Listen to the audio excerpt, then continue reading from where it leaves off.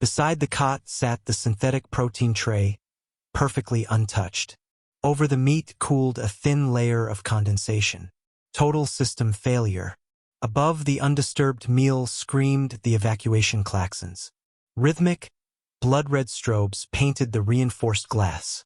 The human Elias Thorne had simply stopped moving. Down dropped his core temperature, 2 full degrees. Into a terrifying, sluggish crawl plummeted his pulse. Cale stood rigid outside the holding cell. Against the warden's command collar clicked his mandibles in a frantic rhythm. 8 hours the security team had monitored this strict isolation. 8 hours waiting for the Pyrium exposure to rip the human apart, only for the galaxy's apex predator to drop dead mid-meal without a single visible laceration.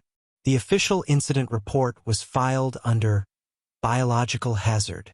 If only the danger had remained contained to that room. That same metallic scent of burning ozone.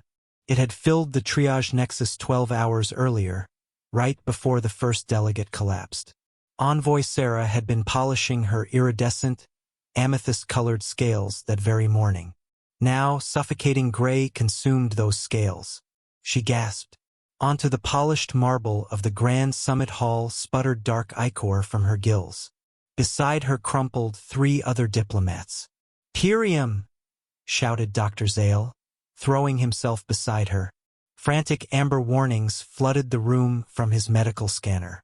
A biological weapon, an invisible toxin designed to rewrite cellular architecture from the inside out. Panic shattered the assembly. Toward the primary airlocks trampled hundreds of dignitaries. Twice, Cale tapped his heavy chest plating. The immovable Zelluri order. Total facility lockdown. Nobody leaves. Nobody enters. Into the sub-level quarantine block, security teams herded the exposed survivors. Closest to the initial chemical release had stood Elias Thorne, the lone human representative. By all known biological metrics, organic slurry should have been his only remains within 4 minutes. Instead, he wiped a smudge of soot from his diplomatic uniform. Calmly, he requested a glass of cold water. By the 3rd hour of lockdown, the triage nexus resembled a dying starship. Completely out of synthesized plasma stabilizers ran Zale. His medical coat was soaked in patient fluids. Rapidly deteriorated the Valerians, their breathing rattling like crushed glass. Under the strain of filtering microscopic death from the air whined the atmospheric scrubbers, vibrating the floor plates with every desperate cycle. Inside Isolation Cell 4, Thorne proved infuriatingly difficult. "Can someone override the environmental controls in this box?" grumbled the human through the intercom. Forcefully, he dimmed the harsh overhead lights. "Drop the ambient temperature. It's boiling in here. Warden Cale, you must authorize access to the human's blood." Against the reinforced glass of the command center slammed Zale's fist, smearing a faint trace of alien blood on the pane. On end stood the doctor's fur. "Thorne's immune system is actively neutralizing the Pyrium. If we extract a live sample right now, a broad-spectrum counteragent can be synthesized for the remaining delegates before their lungs liquefy." Twice, Cale tapped his chest plating. "Refused. Absolute are the quarantine protocols, Doctor. Opening that door risks spreading the contagion to the upper levels. Isolated he remains until the pathogen runs its course. Or until he expires." Down the hall, Envoy Sarah convulsed. Those proud, amethyst-colored scales she had meticulously polished at dawn turned a sickening matte gray. Fluid filled her lungs. Through the transparent barriers watched Cale, his military discipline fracturing. Lose the doctor and he lost his career. Lose the Valerian delegation, and the sector plunged into war. Every second the human remained sealed away meant another diplomat choked as their respiratory systems failed. The triage alarms shrieked, harmonizing with the rattling breaths of a dying summit. "I am going in," hissed Zale. With a heavy plasma torch, the doctor sliced the magnetic lock. White-hot slag dripped onto the floor, filling the corridor with the suffocating stench of melted polymer.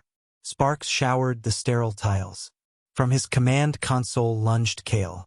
Twice, the warden tapped his chest plating. A futile gesture now. Breached was the isolation ward. Past the shattered door sprinted Zale, his medical kit clattering against his hip. He plunged a wide-bore extraction needle straight into the human's limp arm, drawing a vial of thick, dark blood. Into the portable analyzer went the blood. Flashed a stream of green data across the screen. "Look at this neural activity," yelled Zale, his paws flying over the tactile interface.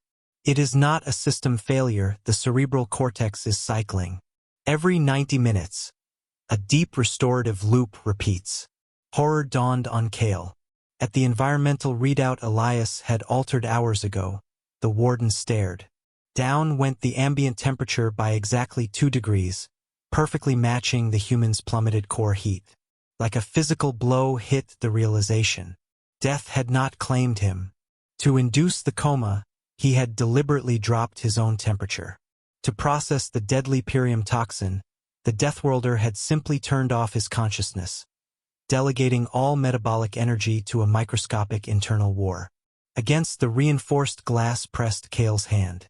With his thumb, he absently wiped a small smudge of condensation off the pane, smearing the moisture in a slow arc. Then the dead man blinked. Elias rolled his shoulders, vertebrae popping like gunfire beneath the screaming triage alarms. Off his cot swung the human.